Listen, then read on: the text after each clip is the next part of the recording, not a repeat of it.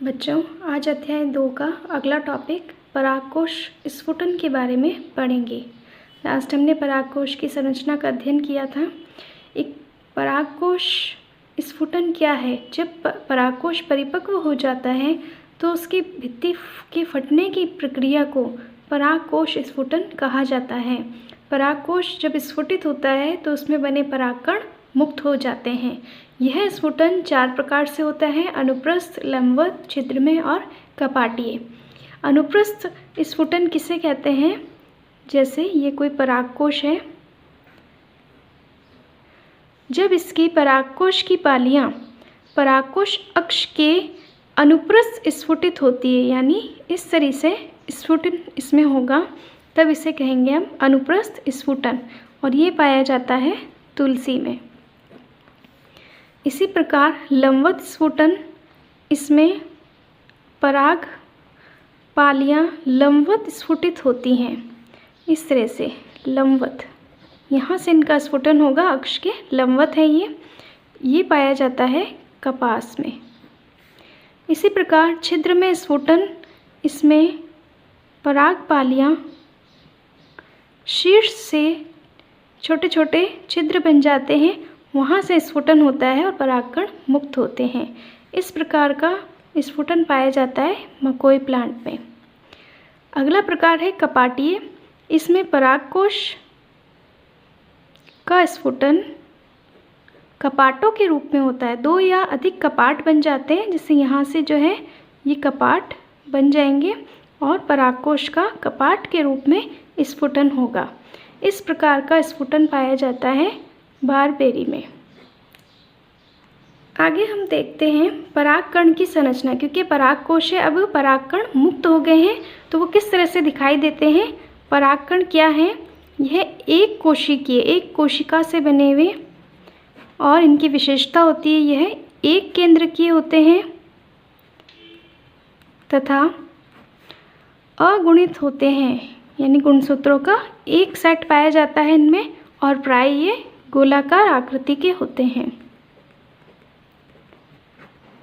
इनका केंद्रक तथा सघन कोशिका द्रव्य इनमें पाया जाता है।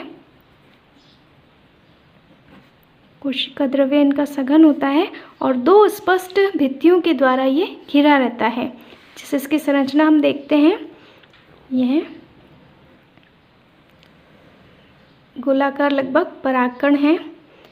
इसमें यह 2 भित्तियाँ, 2 स्तरीय भित्ति पाई जाती है।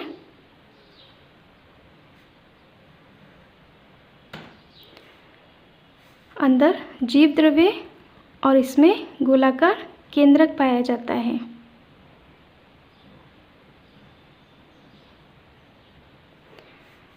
जो भित्तियों से आवृत रहता है, बाह्य भित्ति को बाह्य चोल या एक्साइन बोला जाता है, और आंतरिक भित्ति को अंतःचोल या इंटाइन कहा जाता है।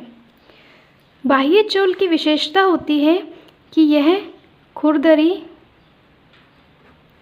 तथा विभिन्न अलंकरणों से युक्त होती है। इसके बाहर की ओर विभिन्न प्रकार के अलंकरण पाए जाते हैं, जो अलग अलग प्रकार के होते हैं, अनुप्रस्थ, लंबवत, जालिकावत, इस प्रकार के अलंकरण इसमें देखने को मिलते हैं। बाह्य चोल एक विशिष्ट पदार्थ, पिछले हमने जब टॉपिक में पढ़ा था परागकोश भित्ति, उसमें हमने टैपेटम के बारे में पढ़ा था। उसमें विशिष्ट रासायनिक पदार्थ स्पोरोपोलिनिन पाया जाता, स्रावित होता है। तो बाह्य चोल जो है विशिष्ट पदार्थ स्पोरोपोलिनिन की बनी होती है, और स्पोरोपोलिनिन के बारे में आपको बताया था कि यह इसके कारण किसी भी परागकण का भौतिक और जैविक अपघटन आसानी से नहीं हो पाता, और इस तरह से ये परागकण प्रतिरोधी होते हैं। बाह्य चोल पर ही 2 या 3, देखिए यहाँ पर 2 या 3 जो हैं वो छिद्र पाए जाते हैं। इन छिद्रों को जनन छिद्र कहा जाता है। इन्हीं छिद्रों से परागकण अंकुरित होते हैं, क्योंकि बाह्य चोल तो काफ़ी जो है वो कठोर है, स्पोरोपोलिनिन पदार्थ की बनी है, जिसका अपघटन नहीं होता, तो ये अंकुरित कैसे होंगे? इन्हीं जनन छिद्रों के माध्यम से परागकण अंकुरित होते हैं। आंतरिक चोल यह पतला होता है और कोमल होता है।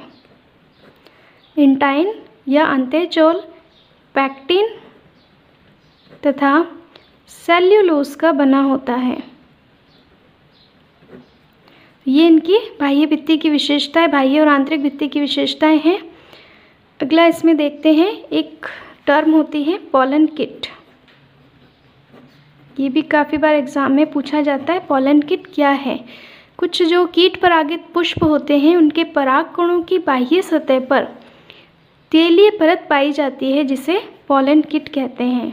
तो बाह्य परत पर पाई जाने वाली तेलीय परत यह पॉलन किट कहलाती है और इसी के कारण परागकणों में विशेष रंग होता है, विशेष प्रकार की गंध पाई जाती है और चिपचिपापन इसी के कारण होता है।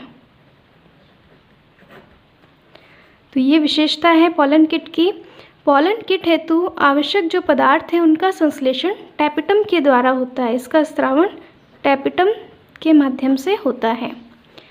पॉलन किट का कार्य बहुत महत्वपूर्ण है। पॉलन किट 3 विशेष कार्य करती हैं, हालांकि वैज्ञानिकों ने सही प्रमाणित नहीं किया है अभी तक, लेकिन ये कार्य माने जाते हैं।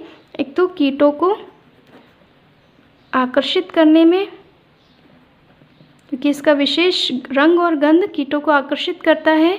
दूसरा, कीटों को परागकण से चिपकाने में, चिपचिपा पदार्थ इसमें पाया जाता है जिसकी वजह से कीट परागकण की सतह पर आसानी से चिपक जाते हैं। और एक विशेष कार्य होता है, यह परागकणों की पराबैंगनी किरणों से रक्षा करती है। पराबैंगनी किरणों से रक्षा करना भी इसका एक महत्वपूर्ण कार्य है। अगली टर्म हम देखेंगे पराग एलर्जी। ये क्या है? बाह्य चोल की जो गुहिकाएं हैं और रिक्त स्थान है उसमें कुछ विशेष प्रकार के प्रोटीन भरे होते हैं जिनका निर्माण टैपिटम या युग्मकोद द्वारा होता है। यह प्रोटीन नमी के संपर्क में आते ही इन स्थलों से बाहर आकर वातावरण में फैल जाते हैं और मनुष्य में ज्वर और एलर्जी उत्पन्न करते हैं। इसे ही पराग एलर्जी कहा जाता है।